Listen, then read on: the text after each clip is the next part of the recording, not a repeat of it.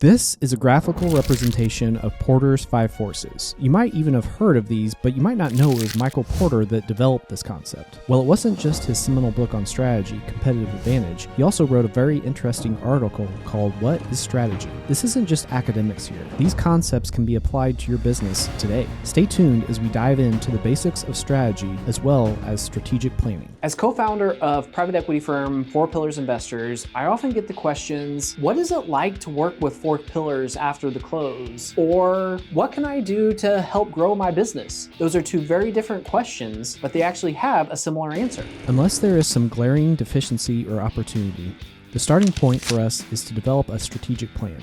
What a common phrase that is. So common, everyone must know what it is and what it entails, right? I'm gonna tell everyone! Wait here! Not so fast.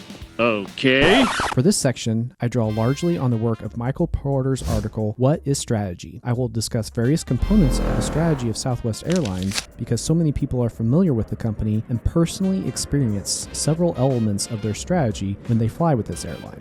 According to Porter, one of the fundamental components of strategy is that it consists of doing the same activities differently than your competitors and/or doing different activities. Here are examples of each. All airlines have to let their customers board the plane. Even though we might wish that certain passengers were not allowed to board the plane. Ow! What?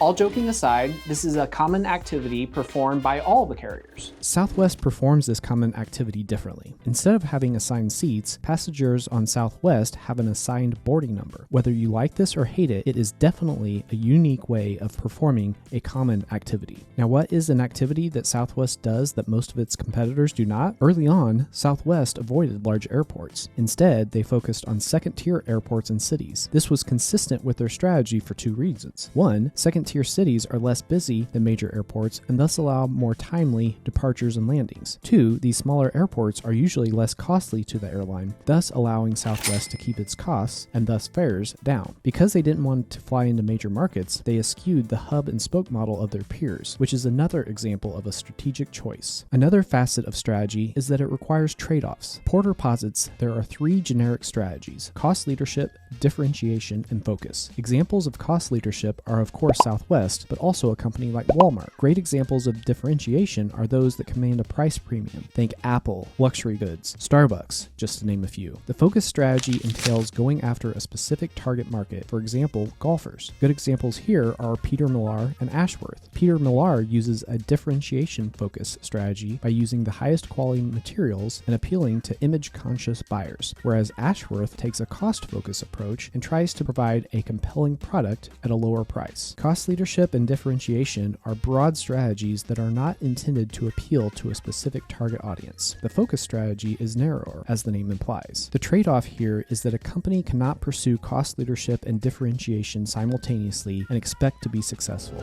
Remember, all I'm offering is the truth, nothing more. A company must pick one or the other and go all in. In the case of Southwest, think about what would happen if they offered a first-class cabin. Well, certainly the first-class cabin would get assigned seats, as I don't think first-class passengers want to leave their seat choice to chance. That would cause numerous problems to the boarding process. The airline's mantra of, if a seat is open, you can sit there, would no longer apply. Even though cost leadership is a strategy, operational efficiency is not. Porter believes that it is necessary but not sufficient. Operational efficiency does seem to be similar to cost leadership, but they are different. For example, a firm could have goals around operational efficiency, but choose to charge a premium price. If the firm is not competing on price, then it isn't part of the strategy. Finally, strategic fit drives both advantage and sustainability. I've mentioned on numerous videos how I really like it when one part of a company's strategy reinforces other parts of the strategy. I didn't come up with that. It was Porter. Southwest is the best at this. All of their decisions and processes revolve around speed and minimizing costs. Do you know what the impetus for speed was? I feel the need for speed. The story goes that the founder of Southwest, Herb Kelleher, had a plan for a new airline to operate in the Texas area. He wanted to provide travelers an aviation option for travel that rivaled the cost of automobiles. His plan called for 4 planes. Well, seemingly at the time to be bad news for Herb, he could only secure funding for 3 airplanes. Because of this, he had to rework the schedules a bit and was only able to make it work if planes could be turned in 15 to 20 minutes. Turning a plane in 20 minutes is a core component of the Southwest Southwest strategy? Where would the company be today if the company had been able to secure financing for 4 planes? Interesting thought, but we'll never know. Southwest also purchases the exact same plane, a Boeing 737. Now, of course, this plane has had many updates and changes through the years, but sticking with one platform allows for easier maintenance since the airline doesn't have conventional hubs like the legacy carriers do. These reinforcing choices not only allow Southwest to charge less for fares, the numerous facets make it difficult to copy, thus making the advantage sustainable. Southwest has changed a lot over the years as it has continued to grow.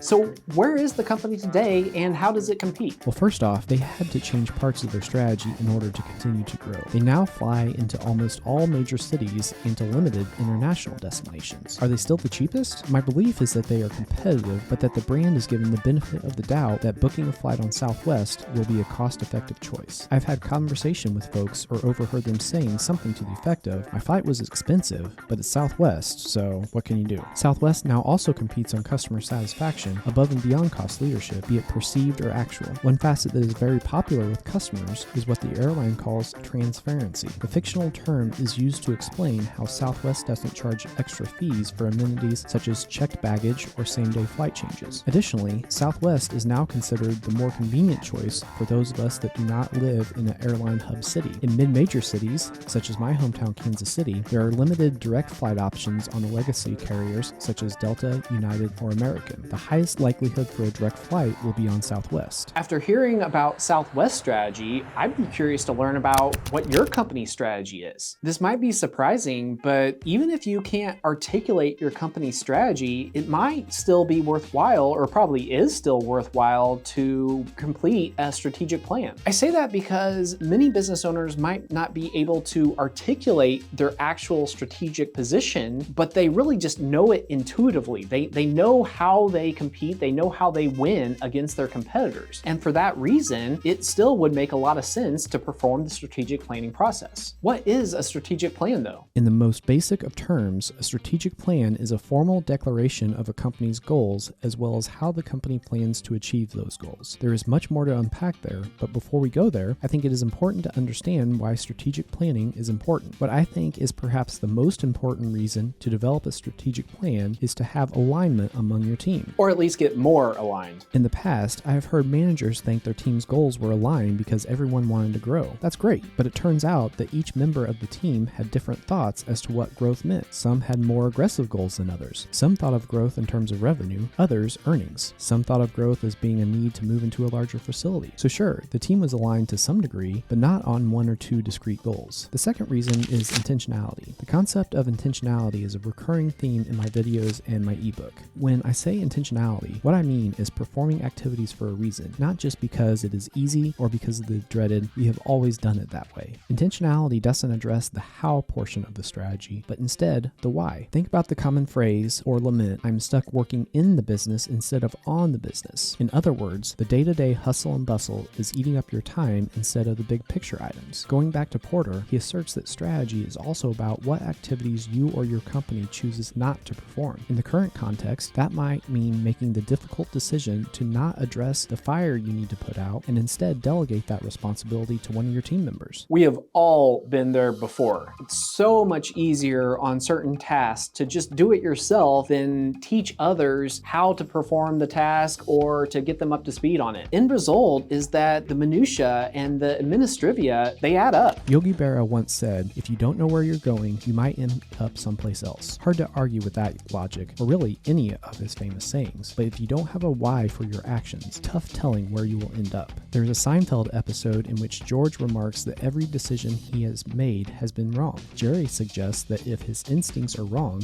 he should do the opposite. The results are, as expected, quite hilarious. Every decision I've ever made in my entire life has been wrong. If every instinct you have is wrong, then the opposite would have to be right. As it applies here, we don't encourage making change just for the sake of change. Have a reason to start performing an activity differently. The final piece is accountability. If goals and initiatives are structured effectively, it will help establish the person or people responsible, how to measure success, and a time frame. There's oftentimes a diffusion of responsibility within organizations, and establishing a strategic plan helps reduce that organizational inefficiency. So now we are to the point where we can dig deep into what a strategic plan actually is. As you might imagine, there's much variation in strategic planning processes and templates. That being said, there are a few common components. First, mission, vision, and values. I think of a mission statement as being a clear, concise statement that describes why the company exists. This is different than describing what a company does. In order to see if you understand this topic, as well as to see if you think the company's mission is fitting, I'm going to recite a few mission statements. I want you to guess what company has that mission statement. To connect the world's professionals to make them more productive and successful. That would be LinkedIn. To help bring creative projects to life. Anyone? Kickstarter, the global crowdfunding platform. To organize the world's information and make it universally accessible and useful. That's Google. And one more. We save people money so they can live better. Walmart. Even if you didn't guess the right answer, do you think the mission statements are fitting for each company? I chose those examples intentionally because I think they fit very well. Moving on to vision. A vision statement verbalizes the overarching goals and aspirations for a business. Think of the question often asked of young people. What do you want to be when you grow up? That is a simplistic question to ask to help start thinking about what your company's vision statement might be. Building on two of the examples from above, Google's vision is to provide access to the world's information in one click. That fits perfectly with their mission, in my opinion. The company exists to organize the world's information, and their goal is to make that information easily accessible. Another great example is LinkedIn. The purpose they serve is to help connect the world's professionals, and their vision, or aspiration, is to create economic opportunity for every member of the global workforce. What's more, the mission and vision are consistent with how I view the company. When was blinking invented? 1638. Blinking was invented in 1638 when Richard Blink decided to wink twice at the same time. Values are pretty straightforward. Please bear with me for a moment though, as I need to air a gripe of mine. We've all seen statements of values that include honesty or ethical or something similar. But is that really a value of the company? Shouldn't that just be table stakes, so to speak? Unless your organization is criminal in nature, I think we should just assume that folks want other folks to be honest. In the planning days of the company, when 4 Pillars was just an idea, my partner and I floated different names to people. I came up with a great idea. Spoiler alert, it wasn't a great idea. I thought we could name the company Midwest Manufacturing Acquisitions Company. A beautiful name with only, count 'em, 14 syllables. What's not to like? Well, I asked a few people what they thought, and I was met with blank stares. Message received. So my partner and I went back to the drawing board. We realized that we were both very principle-centered individuals. Because of this, we wanted the name of our company to reflect closely held values that my partner and I shared. The initial list was about 14 to 15 different values. We grouped some, eliminated some, made a few changes, with the end result being the following 4. 1. Relationships as a cornerstone for success. 2. Servant leadership. 3. Challenge the status quo. And 4. Persistence. These 4 values work for us in our firm. They probably won't work for yours. And if including honesty is important to describe who your company is or what it stands for, then by all means include it. I just don't want you to include it because you think it might look bad if you don't have honesty listed as one of your values. Beyond mission, vision, and values are a few other components that I think are required, and some that I don't necessarily think are required, but others do. Though there are many tools out there, I'm going to walk through the one that we use at 4 Pillars. I'm going to go through this exercise using the strategic plan we developed for one of our portfolio companies, Southwest Steel. Disclaimer, we did not include a SWOT analysis as part of our strategic plan. It's very common, and I see a lot of companies do it. We just made the decision that for our strategic plan, we were going to do that in a separate process. Here's a glance at the cover page, including limited instructions. No, this did not win any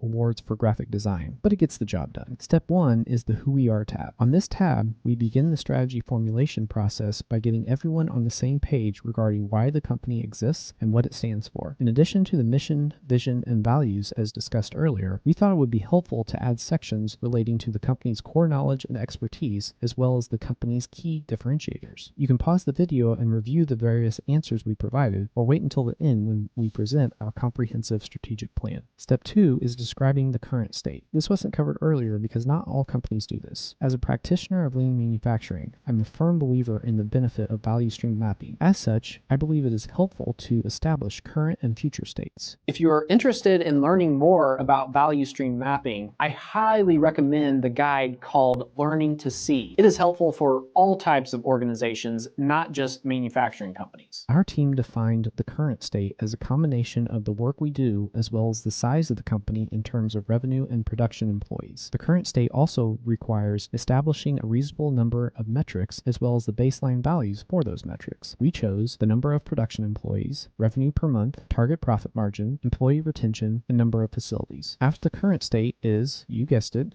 the future state. The future state, similarly to vision, is meant to be aspirational. In addition to a qualitative aspiration, it also sets goals for the metrics identified in the prior step. Step 4 is the Key Initiatives tab. I will be honest with you, I've changed these a bit to allow for confidentiality. I would suggest much more specificity in your own plan. Also, you can see that initiatives 1 and 2 are the same. The reason for this will become evident when you see the completed product. One approach that was popularized in the book Built to Last by Jim Collins is to identify a big, hairy, audacious goal, abbreviated as BHAG. I am fully in agreement of this, provided that your company's vision and values are supportive of a stretch goal such as this. Next, we identify the resources required to achieve the key initiatives. These are listed in the planning tool, but might include people, capital, equipment, facilities, raw materials, IT, partnerships, or capabilities. This list is not exhaustive. We also need to identify any assumptions we have made. Thousands of potential assumptions to list here. I will provide an example that many of us can relate to.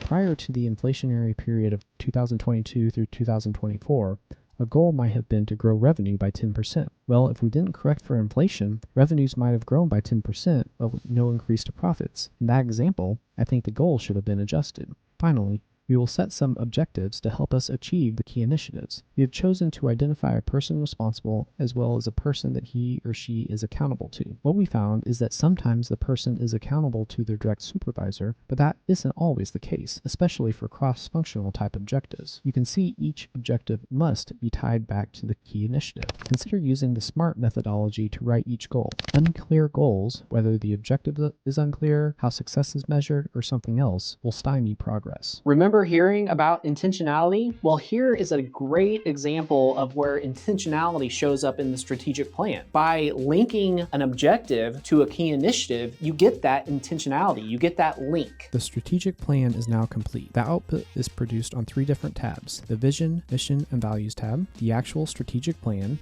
and the Objectives tab, which I have left blank. These 3 worksheets auto-populate to make it a little easier. Revisit the plan each quarter for the quarterly goals. Set new goals for the next quarter. The rest of the plan should largely stay the same. Course corrections are allowed, but within reason. If a goal becomes easier or harder to achieve to the extent that it decreases motivation, then by all means change it. However, there should be an effort to keep the aspirations and metrics the same. Otherwise, it might make your team feel like the strategy is modeled after Baskin-Robbins, meaning a new flavor of the month. Whenever I'm involved in this process for any of our portfolio companies, I can guarantee only one thing. I will ask a lot of stupid questions. 9 out of 10 questions I ask will largely be a waste of time. That 10th question will probably still be a bad question, but it might trigger one of the managers to think differently about a customer, a product line, or a problem that the company faces. Even if you haven't seen the movie Maverick, which is the follow-up to Top Gun, I'm sure you have at least heard of it. In that movie, they finally figure out the strategy or the plan in order to save the world from something awful happening. Well, as you can probably guess, after they figured out that strategy, they weren't popping bottles of champagne. The team was aligned towards a common goal. They felt motivated and engaged, but there wasn't excitement. That's because the hard work was left to be done. The hard work was actually executing that plan. Now, clearly we're not, or most of us are not in the business of saving lives or saving the world. However, the concept applies here that, you know what, it's great that the strategic plan has been created. It's great that your team is enthused and aligned to common goals, but unfortunately, now is when the real hard work actually begins.